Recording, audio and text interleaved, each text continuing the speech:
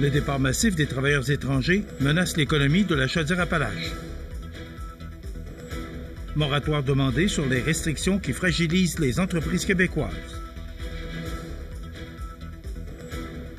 Un salon pour inspirer les jeunes à s'ancrer dans leur région.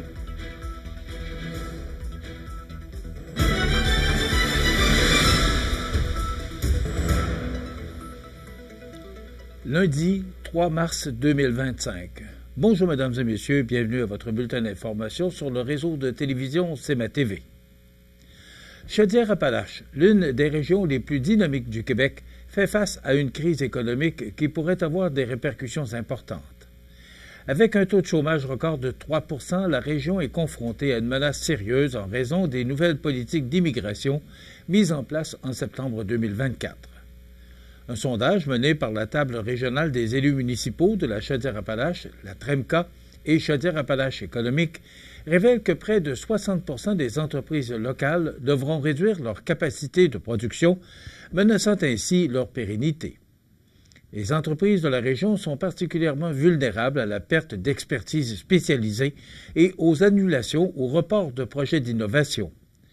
Parmi ces entreprises, plus de 57 % prévoient une réduction de leur production entre 10 et 40 %, tandis que 15 % s'attendent à une diminution de 50 à 100 %.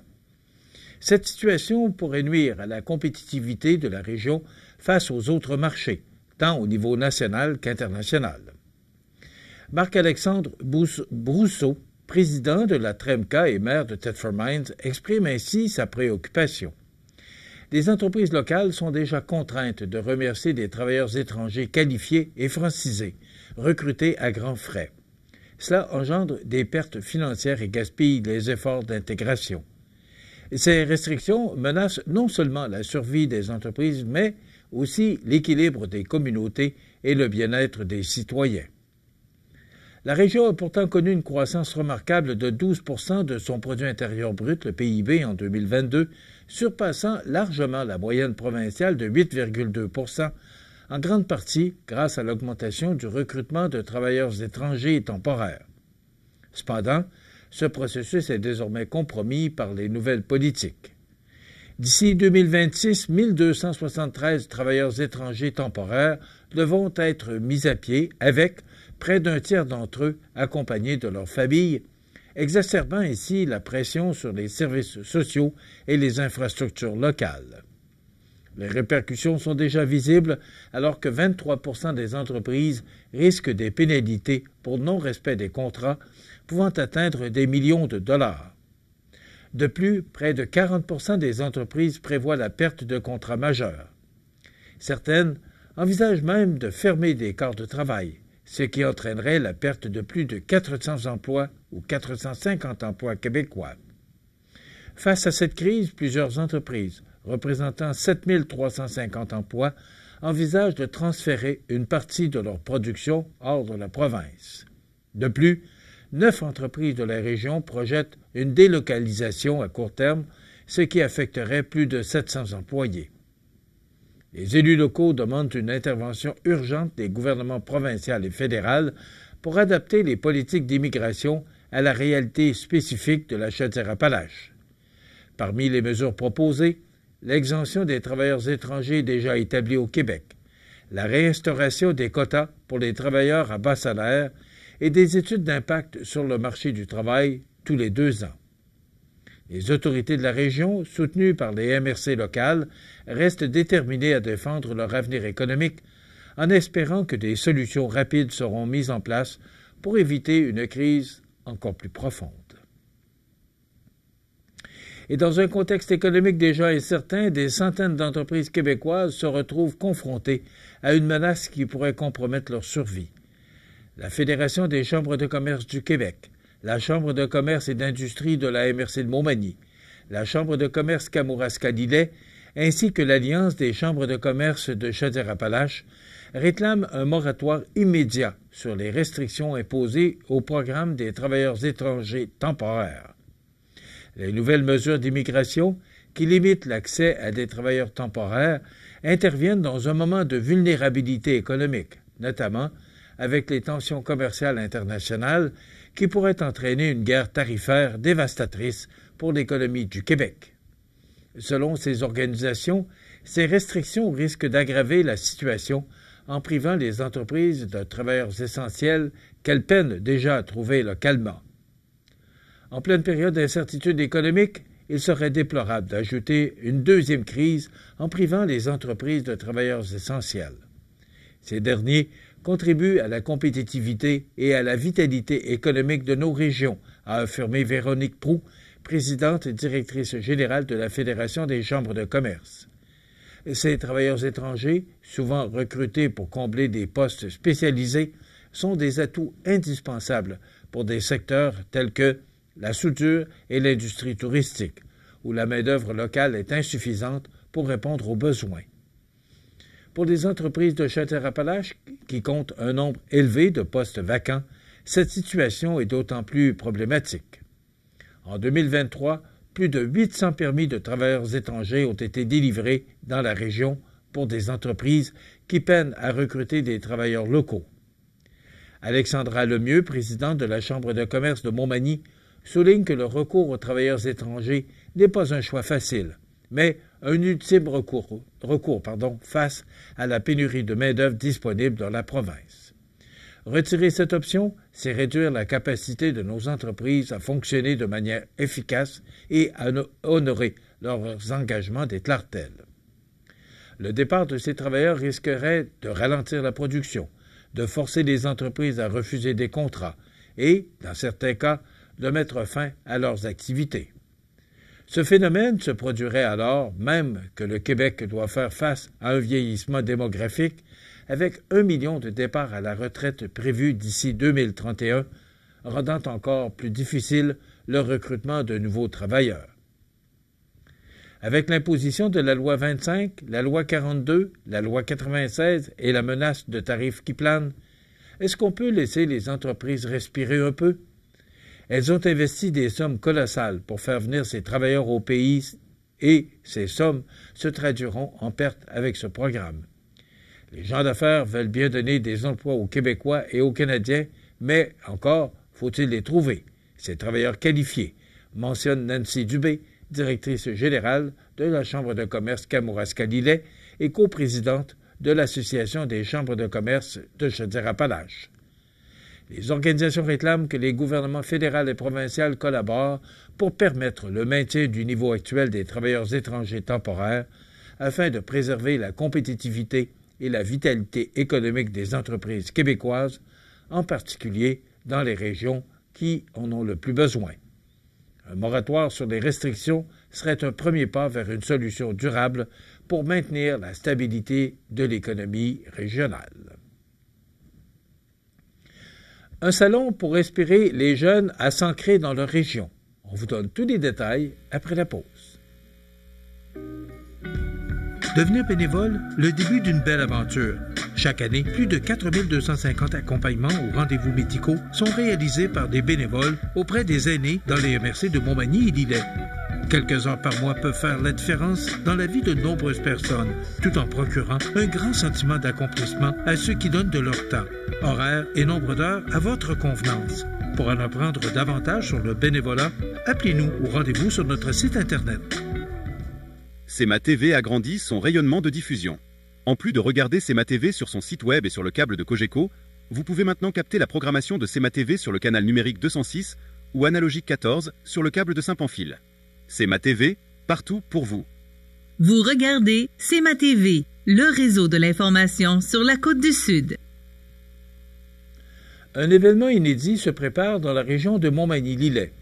Le Salon des métiers, destination manufacturière Montmagny-Lillet, organisé par le Centre d'aide aux entreprises Montmagny-Lillet, en partenariat avec plusieurs acteurs locaux, se tiendra le mercredi 23 avril, de 10h à 14h, à l'école secondaire Louis-Jacques Cazot.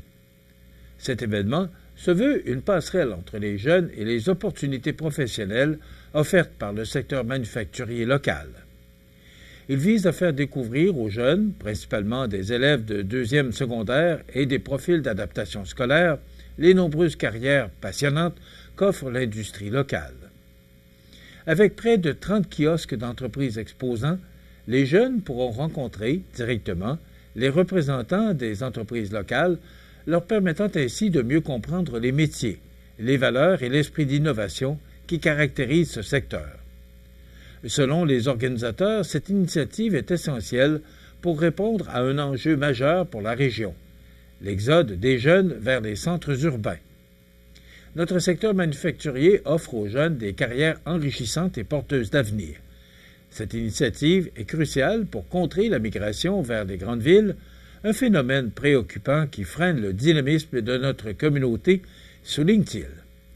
Les organisateurs espèrent ainsi inspirer les jeunes à considérer leur avenir professionnel au sein des entreprises locales en mettant en valeur l'expertise et les opportunités qui existent sur place.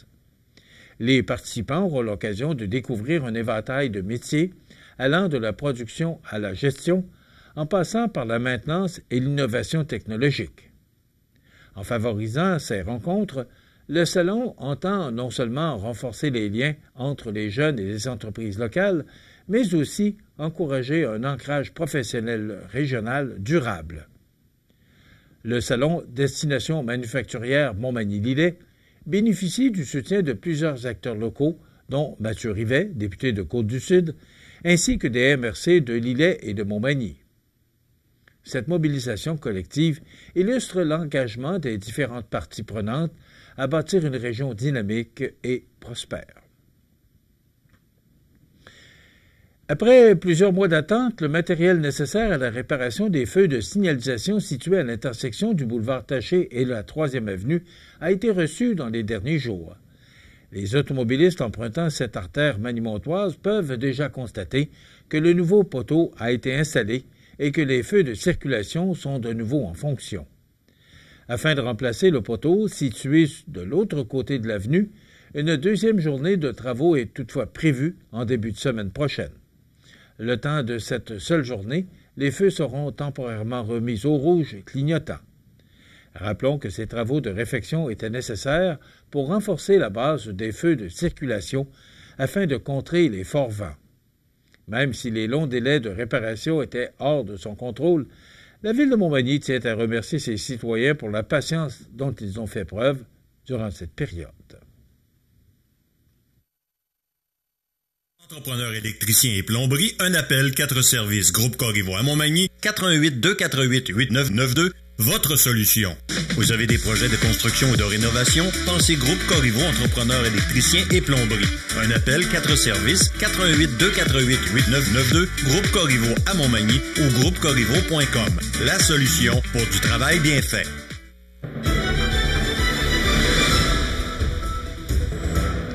Au sport, voici les résultats des matchs de la Ligue de hockey junior 3A et junior 2A. D'abord, du côté de l'Everest de la Côte-du-Sud, il y avait un match vendredi, mais aucun résultat ne nous a été transmis. Après avoir pris les commandes en deuxième période, l'équipe sud-côtoise s'est inclinée 8-5 samedi soir contre les Condors du cégep Beauce-Appalaches. Félix Riverain a ajouté 3 points à sa fiche et Jean-Christophe Coulombe a inscrit 2 buts dans la rencontre. Prochaine rencontre ce mercredi, alors que l'équipe manimontoise accueillera les Prédateurs de Joliette dès 19h à l'Aréna de Montmagny. Et du côté du Caron Industrie, avec une victoire convaincante de 7-1, le Caron Industrie a éliminé, devant plus de 300 spectateurs, à l'Aréna de Saint-Pamphile, le La Fontaine de Bellechasse en 5 matchs et passe maintenant en demi-finale face à l'Expert de Saint-Romuald. L'horaire de cette prochaine série sera dévoilé en début de semaine. Voilà ce qui complète votre bulletin d'actualité de ce lundi 3 mars. Dans un moment, les prévisions de la météo et l'état des routes. Voilà, c'est tout pour l'instant. Bonne journée et bon début de semaine, mesdames et messieurs. Pour rejoindre la salle de nouvelles de CMA-TV, nouvelles au pluriel @cmatv.ca ou encore 88 241 13 13 poste 226.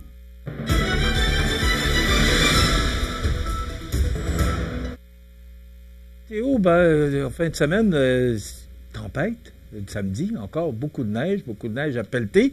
Alors, et là, il y a un autre système là, qui va nous atteindre parce que on a un bulletin météorologique qui nous a été fourni par Environnement Canada qui nous dit qu'un fort système apportera un lot de précipitations mixtes qui touchera le Québec à compter de mercredi.